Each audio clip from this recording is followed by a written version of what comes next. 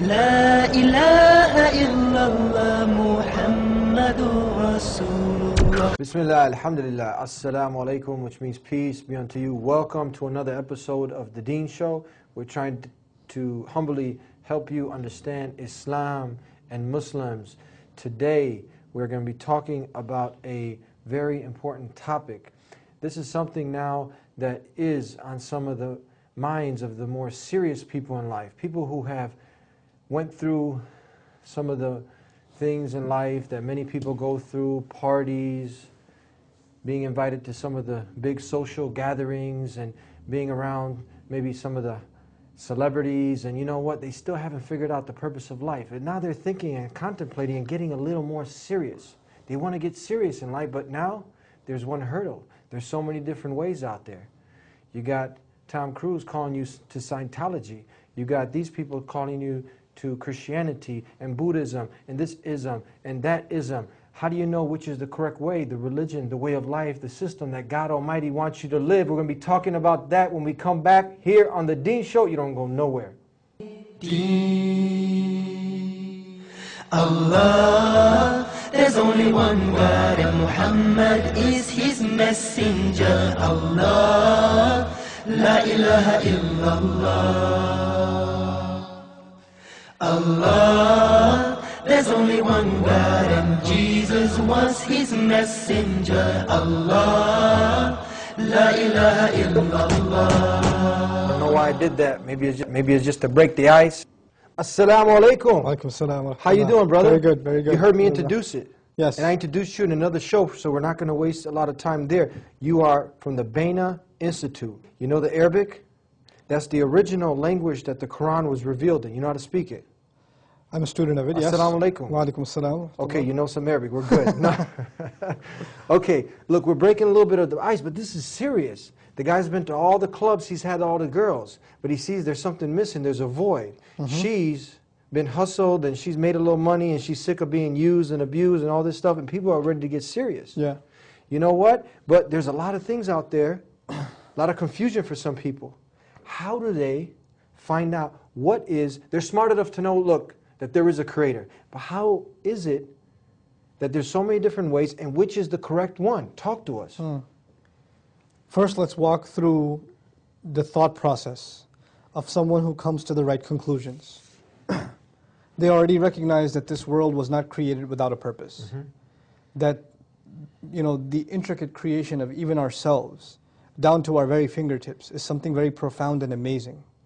So it couldn't be that this has been designed without an agenda, cause, a purpose. No way. They acknowledge that there's a creator who designed this in such perfection. And any decent human being, one characteristic of decency is gratitude. When somebody does you a favor, it's human decency that you want to thank them. It would be very indecent and inappropriate of you that you had a flat tire, somebody came and helped you out, and you just turned the other way and walked away. Or drove off. That's just rude. It's not appropriate. It's not common decency. Not at all. And human beings have a sense of common decency across religions and culture. Absolutely, yeah. So when you realize there's a creator, you realize that he's created you in such a powerful way, and he's given you abilities that he hasn't given other creatures. Yeah. And he's given you, all of these faculties, not just your physical faculties, which are amazing enough. Like none of us paid for our eyes, and none of us, bought our hands anywhere. They were just given to us. And there are so many others that don't have these things. So one acknowledges, first of all, that these things were given to him or her without them having to pay for them. And then on top of that, their sustenance, water, the air they breathe, the family they enjoy, the house, whatever they may have, they've been poured upon from every direction with all sorts of favors, none of which they had to pay for. It was just kind of handed down to them. So the very least decent person, well, in some way in their mind, they want to be grateful. So even you'll find the people that aren't very religious, if they win the championship, they'll say, I thank God. Yeah. Right? There's some sense of decency, right? But in addition, there's also a sense of appreciation. In addition to praise, or rather gratitude, there's praise and appreciation. Meaning he didn't just help us, he helped us in such a profound way. And his creation and his creative power is so incredible. Just the vastness of this universe, if you ever ponder over that. Just look at the sky one day and just look at its flawless end to end. that in itself would make you in awe of the creative power of this one creator. We're not even going to name him yet. We acknowledge then that this creator who made me, who has a purpose, well, who is the best person, or the best individual, or entity rather, that can tell me my purpose? Think about this. If I made this cup, well, I made it for a purpose. The manufacturer of something manufactures something for a reason. You make a car so it drives. You build a house to live in, right? So when human beings construct something, design something, then there's a purpose in mind for which they're designed. So when you acknowledge there's a creator and he created me, and he created me quite well, with this profound intellect that he gave me and all these faculties and abilities, then what purpose do I have? Where am I going to find my purpose? Well, you go back to the manufacturer. You go back to the creator to find your purpose. You can't figure it out yourself. You have to ask him, because he's the one who designed you.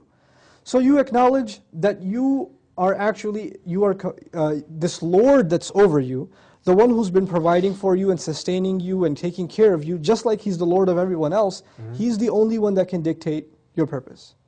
But you also come to another really powerful conclusion, that up until now in your life, maybe you're 25 years old.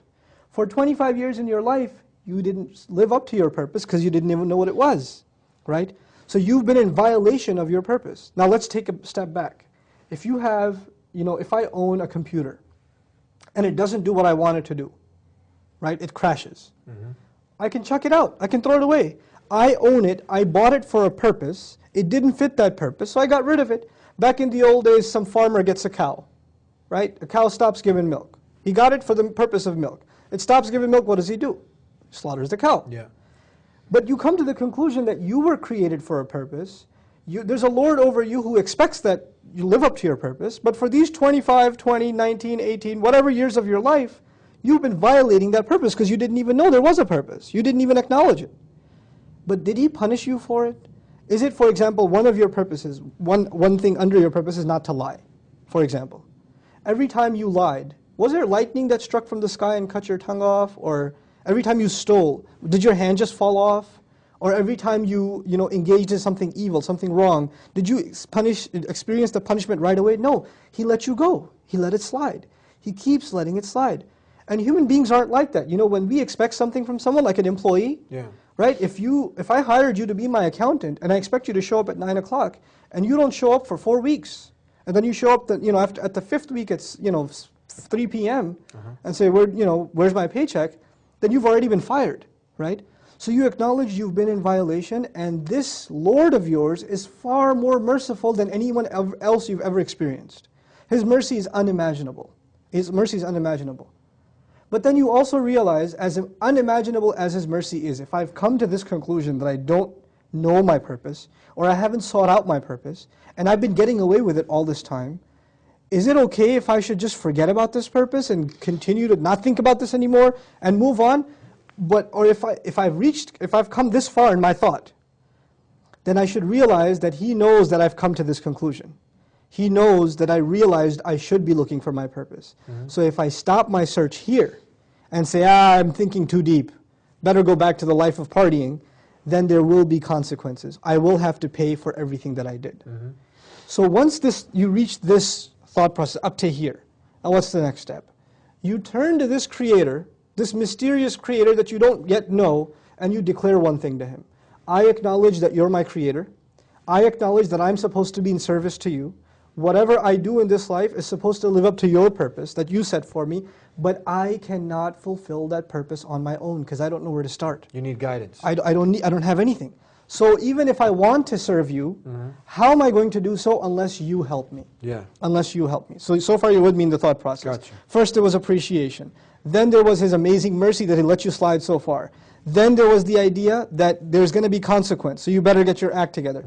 Then there's the idea that you ask Him, I'm going to worship you, I want to turn to you, I want to give myself up to you, we need direction but I now. need your help. We need direction. We need direction. So now when you ask Him for direction, you ask Him for guidance.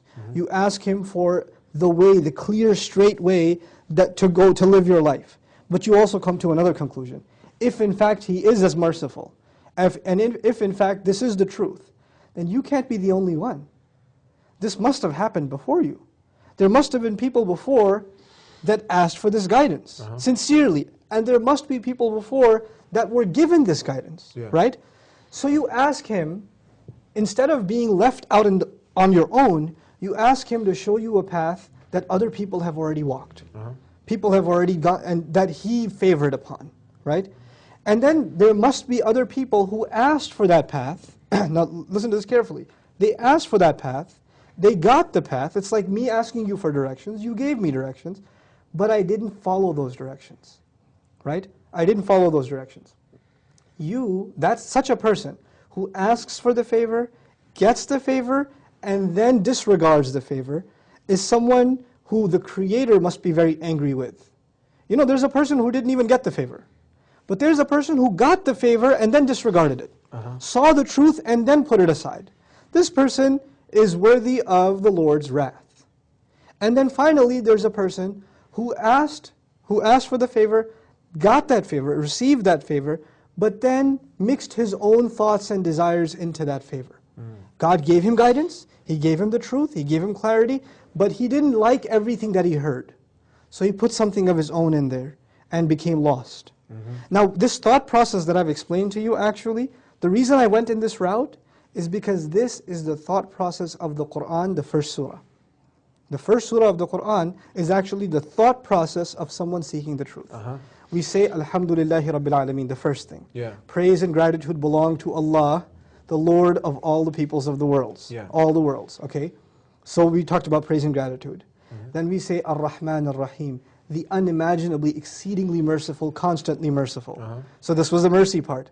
But then we say, Maliki Yawmiddin, the master of the day of judgment. There's going to be consequence if I try to take advantage of His mercy. Then we talked about you reaching the conclusion you want to worship Him. Iyaka na'budu, we worship only you. But we can't worship Him ourselves, we need help. So Iyaka nasta'inu, we seek your help. We seek your help. What help specifically do we seek? Guide us. So what's the next ayah? Ihdina sirat al-mustaqim, guide us to and along the straight path. Then we said, this path must not be us alone. There are people that have gone down this road before. So we asked to find the road of those who have succeeded before us, the path of those who you favored, not those who earned your wrath, not those who went astray. Right? So this thought process is what we are asking people to consider. It's universal. I didn't take you to the Qur'an first. I showed you the logic of that path first, right? Once you understand this path, nothing I have said is directly saying accept Islam. All we're saying is be sincere to the Creator, be grateful to Him, accept Him as your Lord, ask Him to show you the path sincerely, and ask Him to show you those who walked down this path before and succeeded, and keep you away from those who walked down this path but then got lost, then went astray, or earned God's wrath, earned Allah's wrath.